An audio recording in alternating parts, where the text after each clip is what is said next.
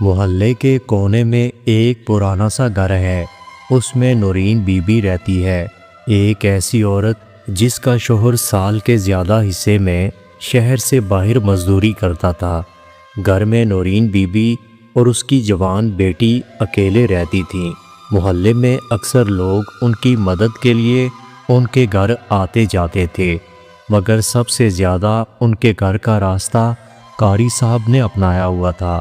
قاری صاحب محلے کے امام تھے، مگر ان کی شخصیت میں کچھ ایسا رعب اور کشش تھی کہ ہر کوئی ان کے قریب ہونا چاہتا تھا۔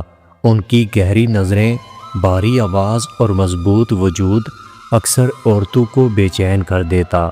ایک رات بارش بہت زوروں پر تھی، آسمان بجلی کی چمک سے روشن ہوتا اور پھر اندھیرا چھا جاتا۔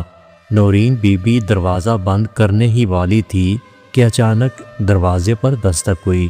دروازہ کھولا تو قاری صاحب بھیگے ہوئے کھڑے تھے، ان کے کپڑوں سے پانی ٹپک رہا تھا، ان کے بال ان کے ماتھے پر چپکے ہوئے تھے۔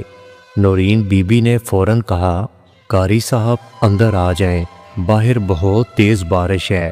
اندر آتے ہی قاری صاحب نے کپڑے جھاڑے، اتنے میں نورین بی بی تولیہ لے کر آئی۔ جب ان کے ہاتھ ایک دوسرے کو چھونے لگے تو لمحے بھر کے لیے دونوں رک گئے۔ ان کے دل کی دھڑکنیں جیسے ایک ساتھ سنائی دینے لگیں۔ اسی وقت اس کی بیٹی بھی کمرے میں آ چکی تھی۔ اس نے یہ سب اپنی آنکھوں سے دیکھا، مگر وہ خاموش رہی۔ اس کی نظریں سب کچھ کہہ رہی تھیں۔ اس کے بعد یہ سلسلہ چلنے لگا۔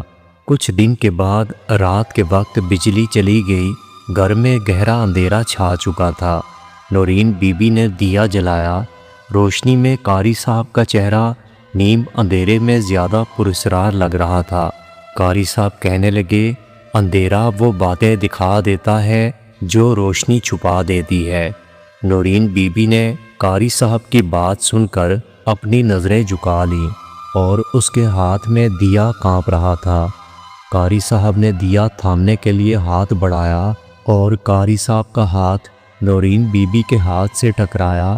یہ ٹکراؤ لمحے بھر کا تھا، مگر دونوں کے دل میں بجلیاں دوڑ رہی تھیں۔ بیٹی پردے کے پیچھے سے یہ سارا منظر دیکھ رہی تھی۔ اس کے دل میں عجیب سا اضطراب پیدا ہونے لگا۔ اب بیٹی بہانے بہانے سے قاری صاحب کے قریب آنے لگی۔ وہ جب قاری صاحب سے پڑھتی تو بار بار ان کی آنکھوں میں دیکھا کرتی۔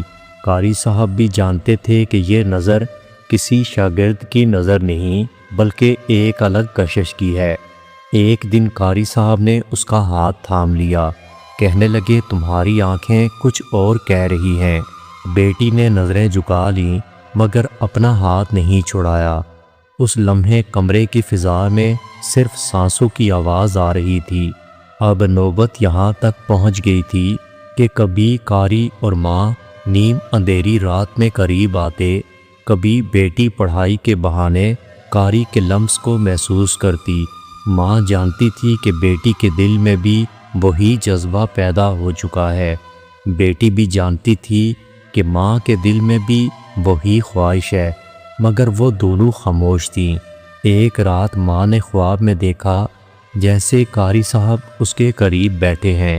اچانک اس کی آنکھ کھلی تو اس نے بیٹی کو جاگتے ہوئے پایا تھا، اور بیٹی بھی قاری صاحب کے بارے میں سوچ رہی تھی۔ دونوں کے درمیان عجیب سا راز سانس لے رہا تھا۔ اب قاری صاحب اکثر رات کو دیر تک گھر میں بیٹھے رہتے، کبھی ماں کے قریب، کبھی بیٹی کے قریب۔ ہر بار کوئی نہ کوئی بہانہ نکل آتا۔ ماں قاری صاحب کے سامنے کھانا رکھتے ہوئے ان کے ہاتھ سے ہاتھ ملا لیتی، بیٹی پڑھائی کے دوران ان کے کندھے سے لگ جاتی۔ یہ سب اشاروں میں ہو رہا تھا، مگر اتنا گہرا کہ ہر لمحہ خطرناک حدوں کو چھو رہا تھا۔ آخر ایک رات قاری صاحب نے دونوں کو دیکھا اور دھیرے سے کہا، کچھ راز ایسے ہوتے ہیں جو زبان سے نہیں نکلتے، صرف آنکھوں میں چھپے رہتے ہیں۔ ماں نے قاری صاحب کی بات سن کر اپنی نظریں جھکا لیں۔ بیٹی کی سانس تیز ہونے لگی، کمرہ خاموش ہو چکا تھا، مگر تینوں کے دل میں ایک ہی سوال تھا کہ کیا یہ راز کبھی ٹوٹے گا یا ہمیشہ راز رہے گا۔ دوستو، اگر آپ کو ویڈیو اچھی لگی ہو تو ویڈیو کو لائک اور میرے چینل کو سبسکرائب ضرور کیجیے گا۔ دوستو، اپنا بہت سارا خیال رکھیے گا۔ ملتے ہیں اگلی ویڈیو کے ساتھ۔